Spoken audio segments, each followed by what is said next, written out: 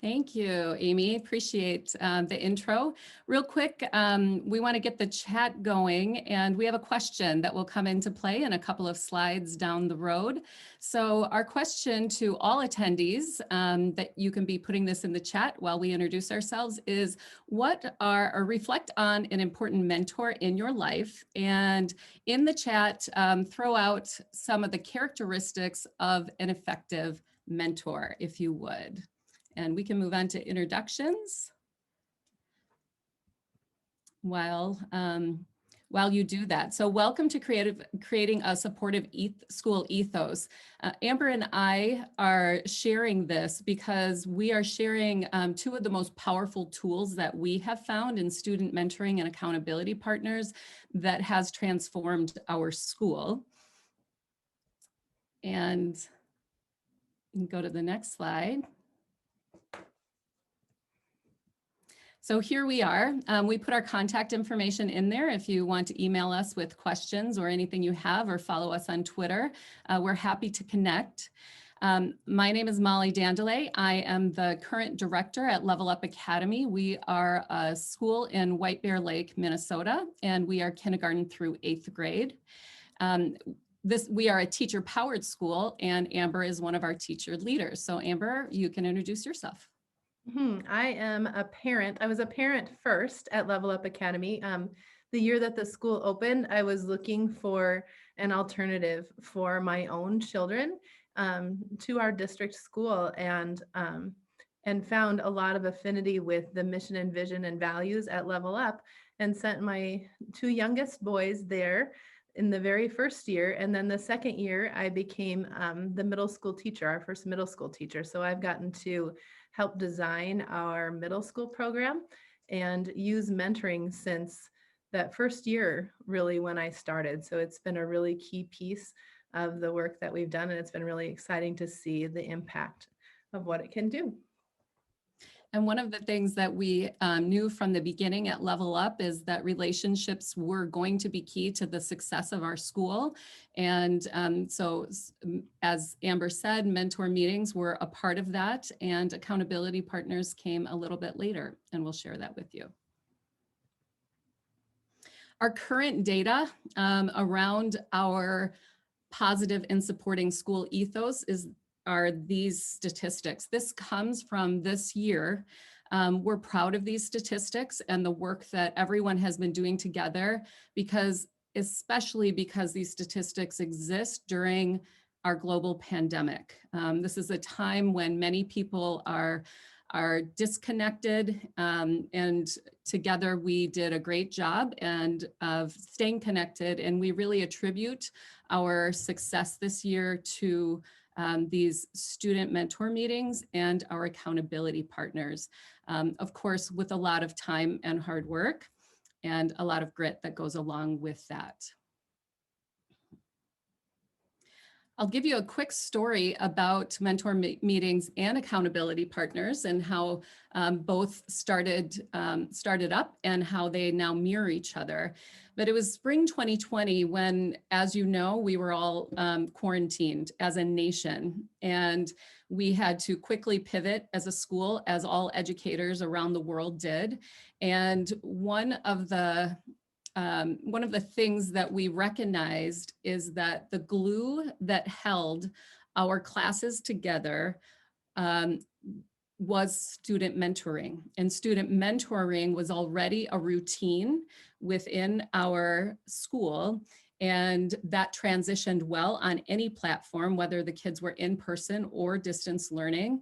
What was interesting and what we weren't expecting was the involvement of parents and adult family members when mentoring took place at a distance. And it created relationships and understanding that we never would have seen had we not each opened our Zoom sessions to each other and had those one-to-one meetings. So it was the success of our student mentor meetings that created the idea for accountability partners.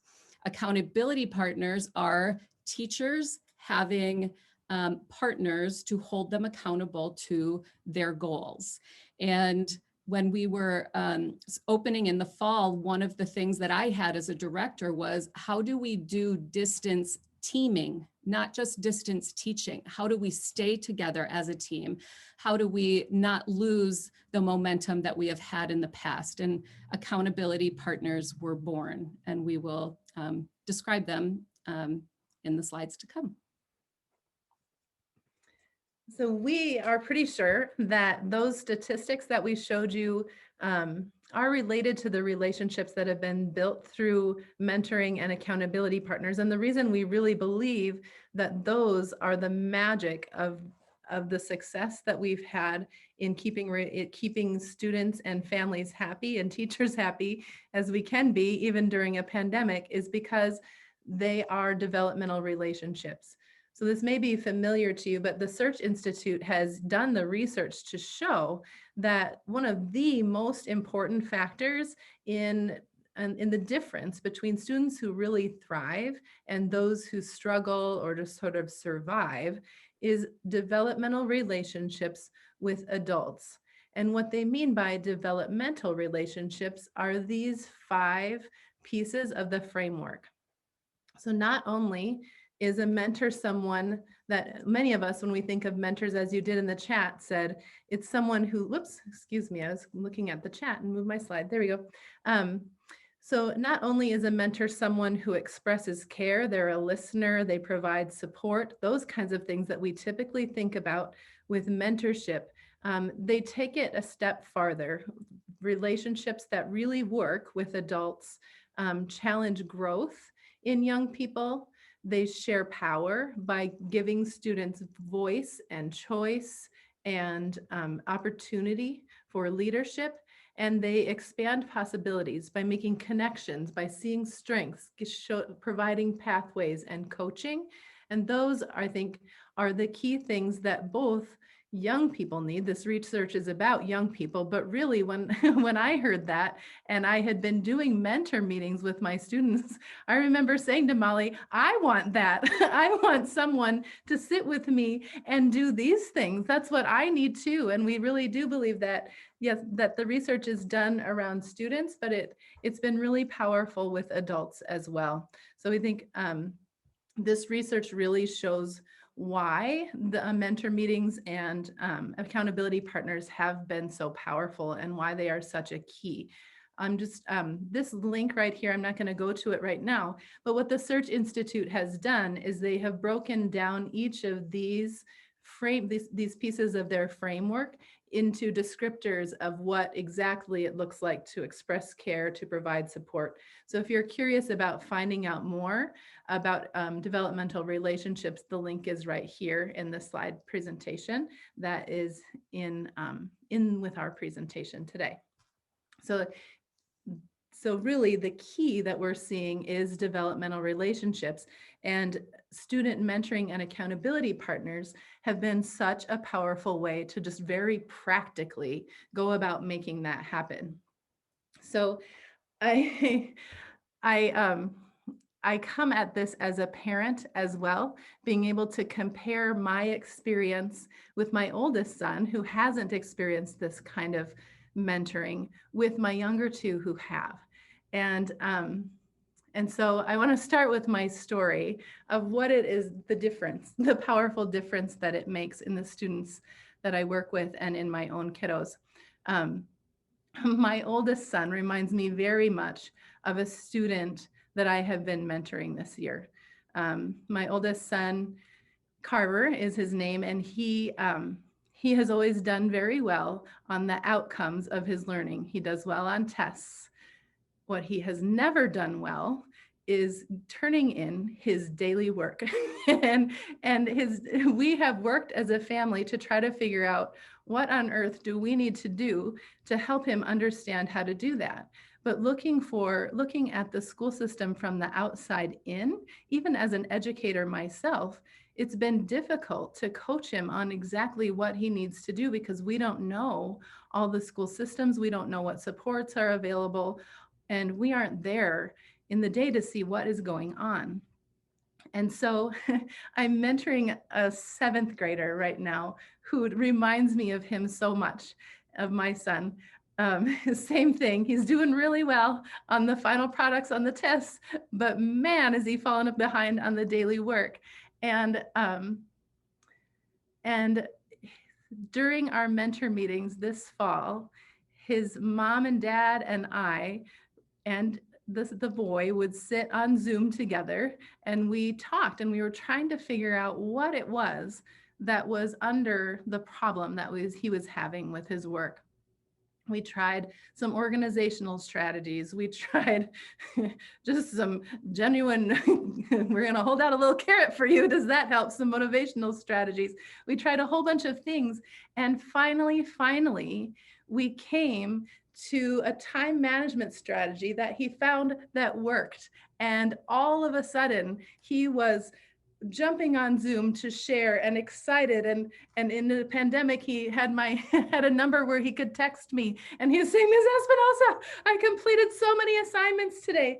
And it was such a fantastic celebration. So then at his next mentor meeting, instead of having to continue to problem solve, we were able to celebrate together. And I said to him, what is it that you want from me now? What support do you need from me? Because that's one of the questions we asked. And he said, I just want to celebrate with you. And that's all. Each week I want to come on and I want to celebrate my learning with you.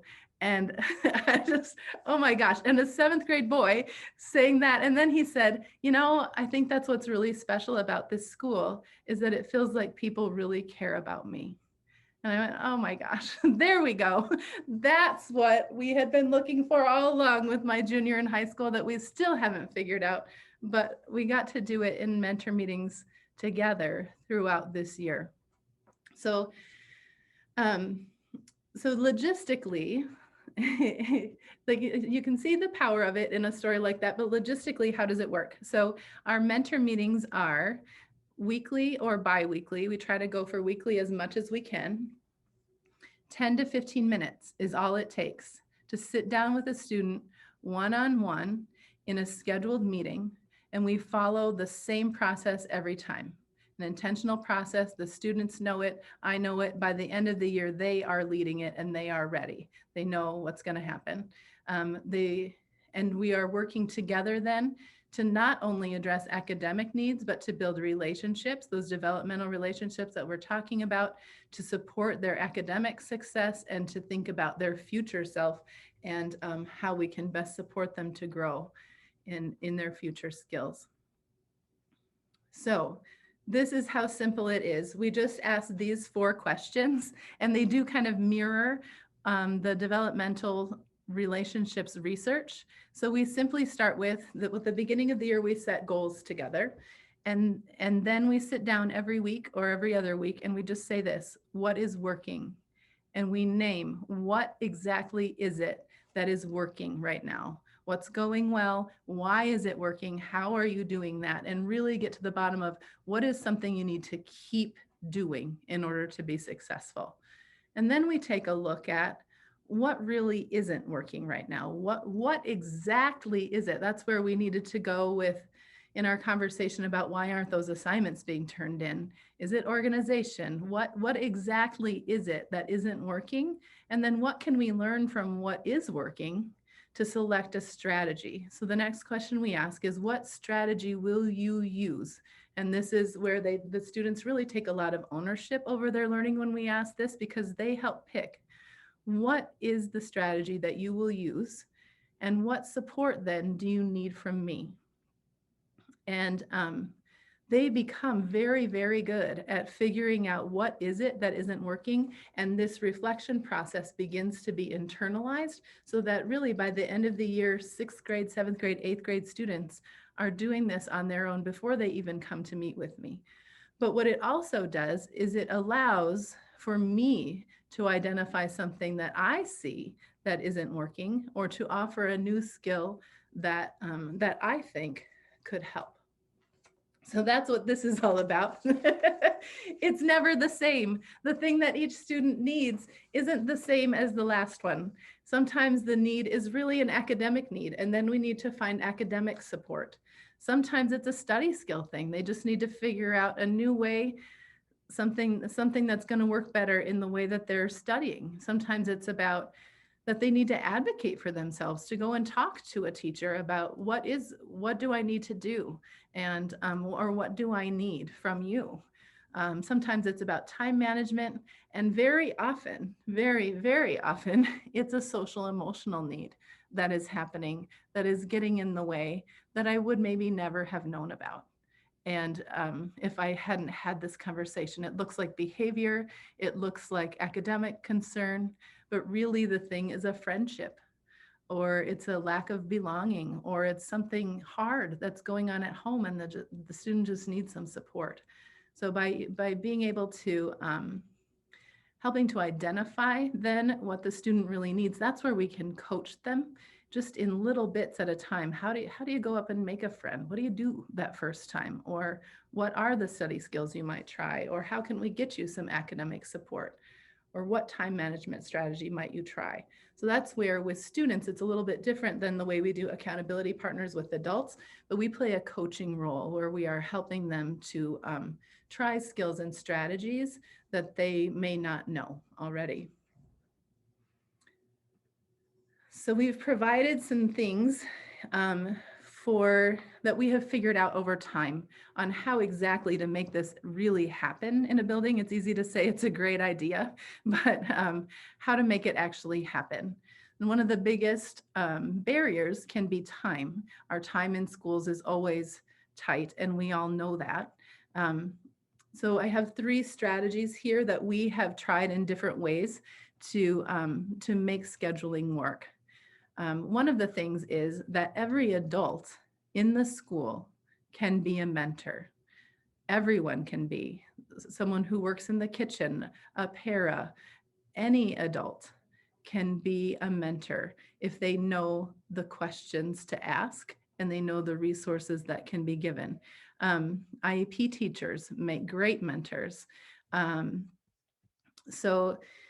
So really thinking about that this doesn't just have to be a teacher task, it can be a task that all adults in the building can do, especially with some of the most successful students who aren't exhibiting a big academic need or a big social emotional need. Sometimes what they just really need is somebody to connect with at school. And it doesn't necessarily have to be someone who can coach them a lot, just someone who can connect with them and show care and support them as they go. So that's one way to think about it, is to broaden the scope of who can be a mentor. And another obvious fit is to have a mentor group be an advisory group. Until this year, I've always had a classroom full of students working on something independently while I am mentoring. And so that would be an advisory group, or any kind of time when students have independent work would be a great time to pull students aside to do mentor meetings. And then this year we got to experiment with what it was like to allow families to sign up by appointment, and to host mentor meetings over Zoom. And it was phenomenal what happened when families joined. It was so exciting to see the connections between school and home happening, and parents and students and teachers all having a voice in what the child is learning. It was a boon that I never would have really expected to have happen, but the richness of those conversations grew immensely by having parents involved. We did then, once we went back into school in person, we moved our mentor meetings to after school times so that parents could sign up for an appointment in the hour that we had after school. So those are all ways that can make scheduling a little bit easier. On each of these that has a link, I did include tutorials for the tools that we actually use to do the scheduling. So this one is using Google Calendar to sign up for appointments, and this one is using Calendly. So if you're looking for the specific tool, you just click on these links and find out how to use it, if that's not one you've used before. All right, so then I've also included here in this little toolkit, hopefully for making mentoring really easy, some of the tools that we use to set goals, to monitor progress throughout the year, and then to celebrate with families. So this first link, I will just show you a little bit here. This is something we call a learner profile that we have our students do at the beginning of each year. It's about their interests, their strengths, and it's where we work together to think about what kind of education are you going to want in order to do the career that you're hoping for in your life. And what does that mean then? What do your future goals mean then for what you're doing now? And what do your grade goals need to be? What kind of goals do you need to have? And then they create a vision board and an inspirational quote, but they record their goals for the year here. So that gives us a framework of something to start with that is tied to their future vision for themselves. And then progress monitoring, what this is a simple form that just has the questions that we discussed. Oops, I need to make a little tweak there. But so I will quick edit that, but this one has wellness specifically. But we went back to what is your goal, and then what's working, what isn't working, what strategy will you use, and what support do you need from me? So you will, this would be an easy way to keep track. It really helps to be able to look back at the next mentor meeting to see what did we discuss last time and follow up with that, and also to track, have I made sure to meet with everyone equally? And then here, what I included here is the way that we celebrate learning with families. We do student-centered parent-teacher conferences where the students prepare slides to present to their family based on the work that we've been doing together in our mentoring. And so this is a chance for them to celebrate their learning. And so I'll just give you a glimpse at what that looks like. It has their best work in each subject and why. It has an area where we talk about their progress and what they hope their next steps will be. It has a time for us to fill their buckets. So parents and teachers are building them up, noticing their strengths, pointing out what they're doing well before we look at what is wrong here. We're making sure that we're paying attention, that they're full of the things, the good that we see in them. And then we talk through the similar thing where we go, what challenge are you facing and what support do you need from us? And here we give a chance for the adults to chime in on a challenge we would give the student and the support they need from us. And so what that does is it allows us to celebrate learning and again, bring that family voice in a really intentional way into the student learning. Let's see, there we go. Okay, so those are some tools that have really worked well for us. We hope that they would make, starting a mentoring process easy in a school for you if that's something you're looking to do, because it has been a very powerful tool. Okay, I'm going to lead the section about accountability partners. As we talked about it from the beginning, this really stemmed from the success of our student mentor meetings. So combining that with an already existing motto in our school, which is what we expect of our students, we require of ourselves. It really made sense to us. Our students are doing this with their teachers. We can do this as well. With many of the things that we find in education, what is right for students is many times right for all humans. And accountability partners and staying connected with each other is specifically necessary for our team. One of the things that I would like to mention is that our accountability partners focus on wellness for teachers and our staff. Specifically, on account of the pandemic, we knew that if we didn't focus on wellness and give space for wellness to be a focus within the workday, that we could have team members that we could lose. You know that we're losing teachers across our global communities to burnout and exhaustion, and we wanted to do everything we could to not allow that to happen to our team members who mean the world to our school and our students. So there is a wellness focus for our accountability partners. You can go to the next slide. you will see that these processes for accountability partners very much mirror and intentionally mirror our student mentor meetings. We do not do these weekly, as is the first priority for student mentor meetings, but we do them bi-weekly. They too are 10 to 15-minute sessions, scheduled just one-on-one, and they follow the exact same process of our student mentor meetings. And we'll be going through that in a little bit. There is a little difference as to why we do accountability partners as compared to student mentor meetings. The same is around building relationships. Specifically for our team, it's around building our capacity for resilience, especially during the pandemic and in the days that lie ahead. And it is to prioritize teacher wellness during work hours. If you are an educator, or if you've ever been an educator, time during the day is scarce for time spent on your own well-being. And we said to each other, what if we are the school?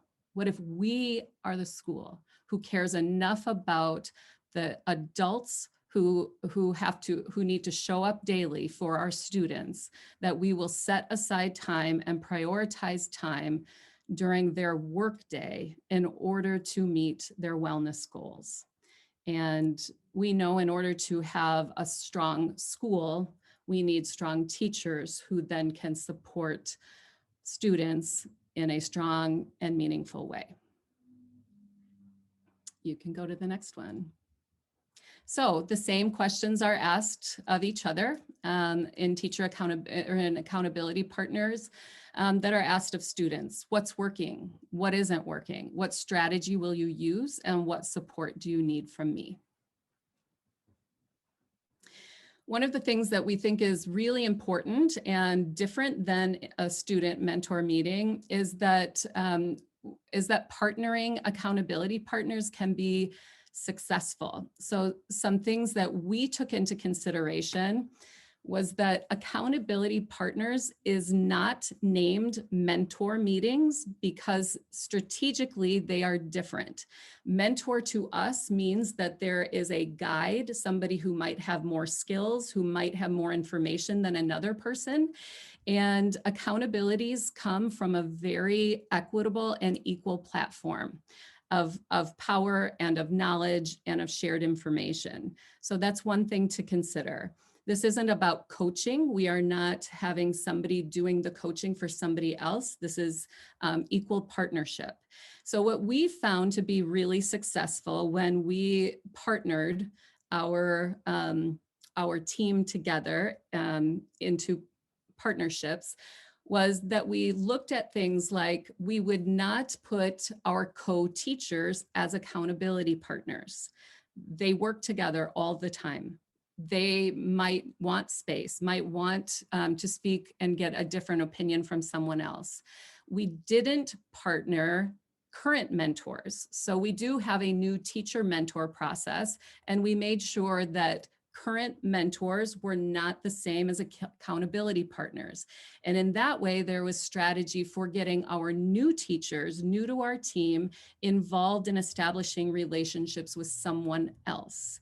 We also looked at grade levels, and we tried to differentiate grade levels. So Amber, as a middle school teacher, was strategically partnered with our first grade teacher. That is somebody in the building that she might not see, even in a small school, as often as she sees teachers in grades that are closer to the ones she teaches. So if you are going to try accountability partners, we would recommend really thinking strategically about the partnerships. And the other key is that we believe successful accountability partners don't necessarily have to be friends. We know that on teams, there are some people who are closer than others. And so we also strategically did not put those relationships together because they already have support from one another.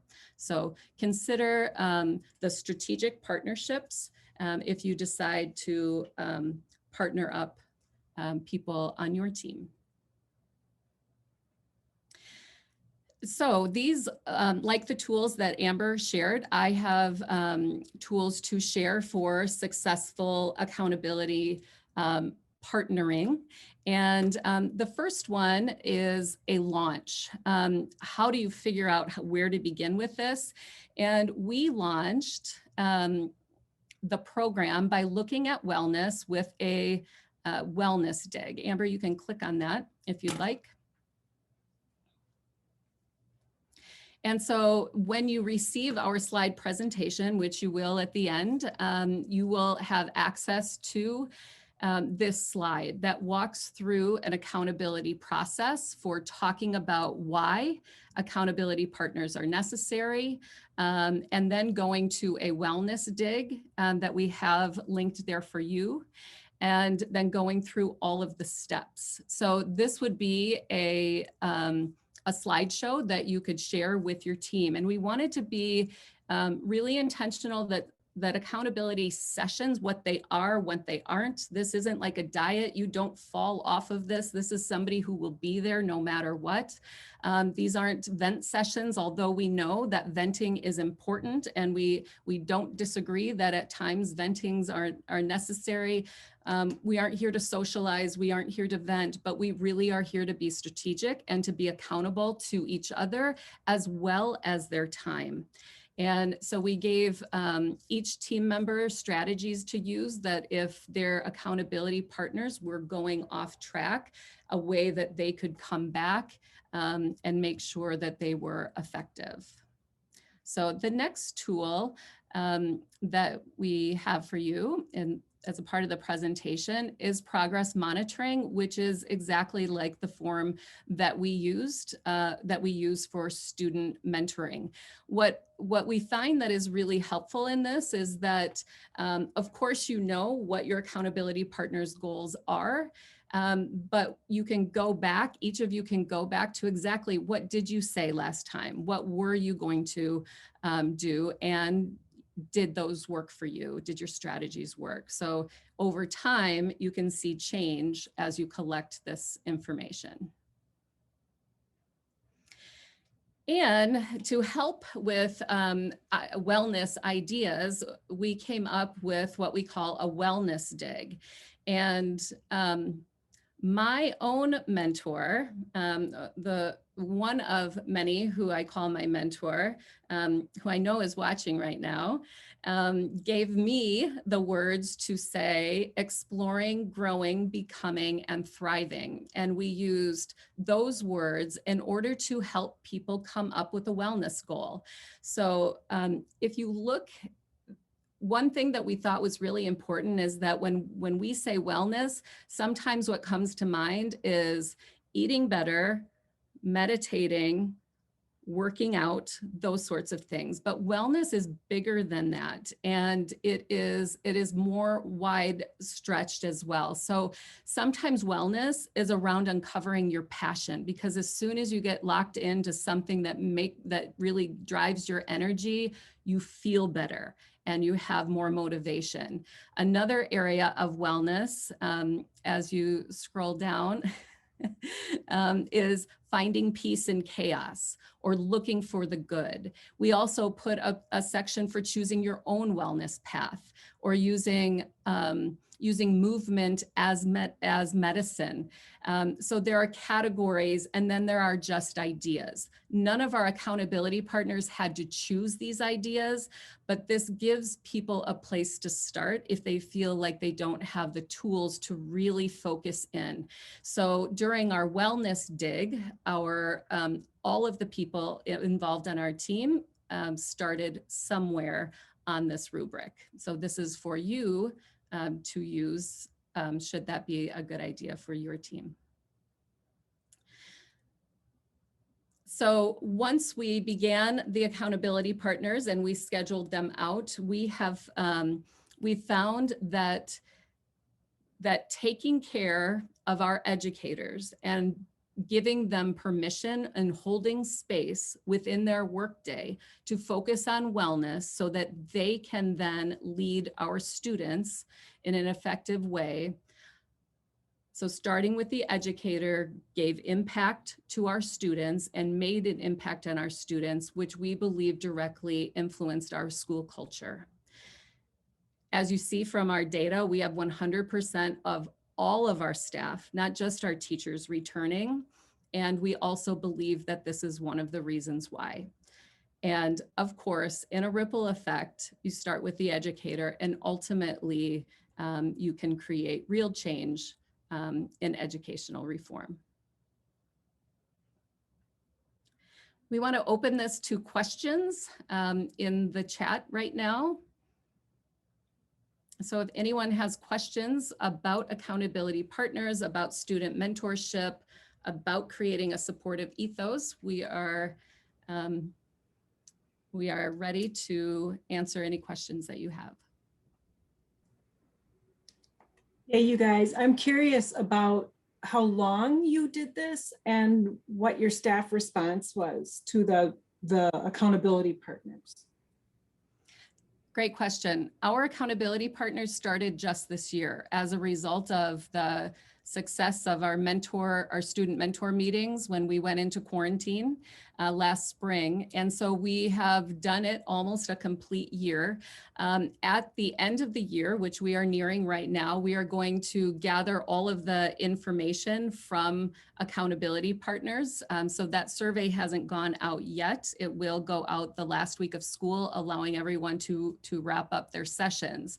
But we do have stories, and Amber, I'm not sure if you have one, but I will say that we're such a small school. I have to watch what I'm saying as far as keeping people's data private.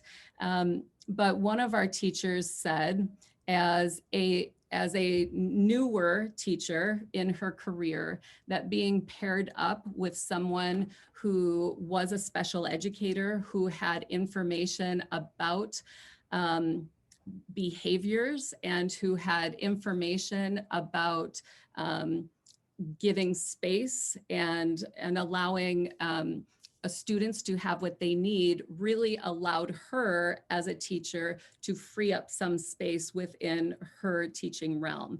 And when we reverse that, she is somebody who is focused on fitness, who is a great fit for working and sharing fitness goals with a teacher who needed them. Our teachers are saying they know each other better than they have known before. We have different relationships that we've never experienced, even on a small team.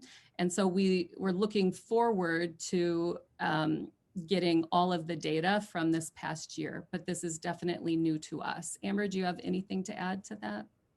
Well, I was just thinking how it's transformed some of the casual conversations we have. So I'll walk into the workroom now and hear people casually checking in, how is that? How is that going? The thing that you're working on, or we've had some people choose art, for example, as a way or crafting as a way to relieve stress and to achieve wellness, and sharing their projects and things like that. So I think I'm seeing the ripples of throughout the building in our culture, because we're taking that time to do that. It's sparking our conversations as well. And just the very idea that anyone would provide something to a teacher, we are always so grateful. I think about if somebody buys lunch, we're wow, oh my gosh. And so to have someone check in on how we're really doing, I think just feels like a gift.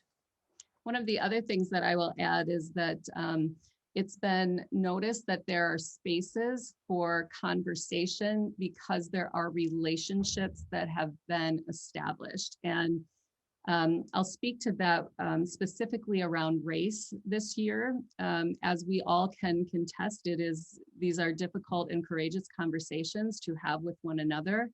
And with the relationships that are being built, there is a more supportive environment, and there is space to have real conversations around topics like race that really matter. I'm not sure that could have happened as easily without the relationships that were built through accountability partners, because it provides a safety net that might not have existed before. Anything else?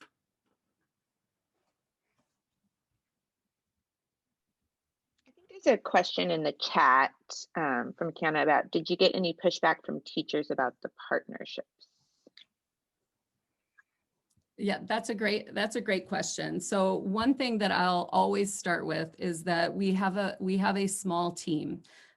We are not a large school, and so that is definitely, it makes it easier. We know each other all fairly well. But what we found was sort of the line of equity was around the strategic partnership, to say we're kind of shaking this up a little bit, right? If you are a special educator, we're not pairing you with another special educator. And we gave the opportunity to tell how the partnerships were created by our leadership team, and then how they were delivered. We did say, and this kind of comes in a joking way, but it was true, if any trades need to take place, they're open. That can be an open thing too. If you need to discuss that, we were open to that. But because everyone was paired so differently, I think it actually created equity in the end. And so to answer fully, we did not have pushback. We had a very open team who was open to the support. And remember, one person is sharing and then the other person shares. So both are equally gaining benefit.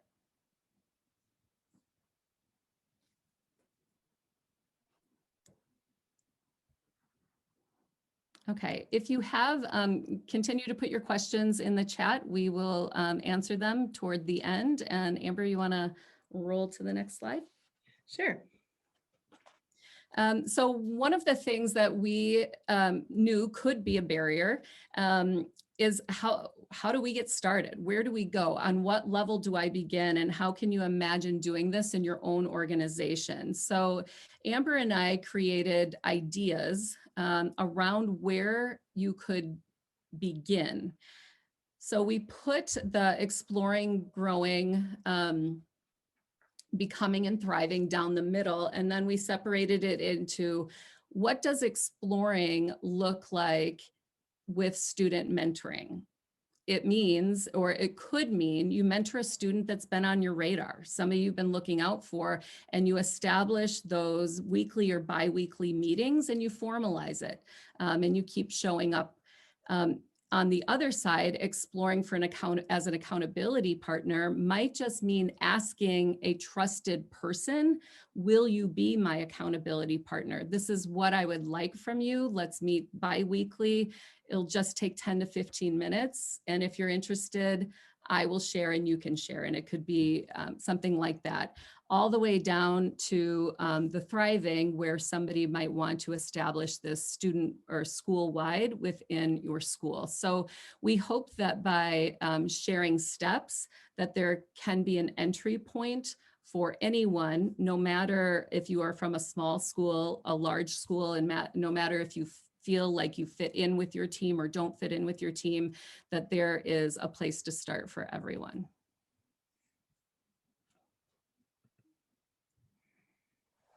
So our challenge to you at the very least is to leave with this question, to always have mentoring as a part of your life, to be thinking about who is mentoring you and who are you mentoring.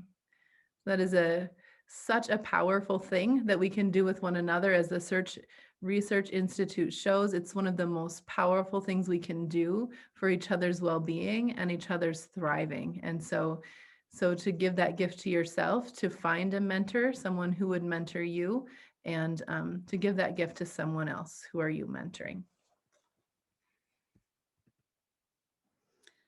So in the chat, if you'd like to throw out any action steps that you will take as a result of this, that would be great. We would love to see where you are headed. And then our last slide takes you to a couple of places. One is a survey that we would love for you to fill out about the presentation. And Amy will be throwing that in to the chat, the link. And in addition, we wanted to continue the journey with anyone who is interested. Amber and I are also going to be talking about community circles for creating a school ethos, which is around building community, not just as a team in your school, but also within each classroom. That is another great tool that we have found in a system that we've systemized at Level Up Academy that has built our positive environment. So if you're interested in learning more, we would love to connect with like-minded people to really put positive environments and supportive school ethos at the center of what we do. Amber, do you have anything in closing? No, I'm just, thank you for coming, and we'd love to connect with you more if this is something that we could help kind of guide as you implement, or just have questions. We're definitely happy to answer. So fill out the survey if you would. We would appreciate your feedback, and we will stay on now if anyone has questions or wants to speak with us. Otherwise, we'll be sending out the presentation link, which has all of the resources there that you're welcome to use at your organization or share with others. And thanks everyone for coming. Thank you so much, Amber and Molly. This has been an amazing presentation, and I know that I'm so glad we recorded it, because we have been getting a lot of requests for our recorded sessions, and there's so much great information for people to learn from, and from your slides, which I think you'll also be putting the PDF onto Sketch. Is that right? So people can find that. Yes. I put your survey link for your specific session into the chat, and then I'm also going to post another survey. I know this is, sorry, 2 surveys today. This one is from Bush Foundation and Education Evolving in general about the conference for this particular session. So we will stay on if you have questions. Everyone, thank you for joining us. And we have our final set of breakout sessions starting in 25 minutes, and then our closing session tomorrow.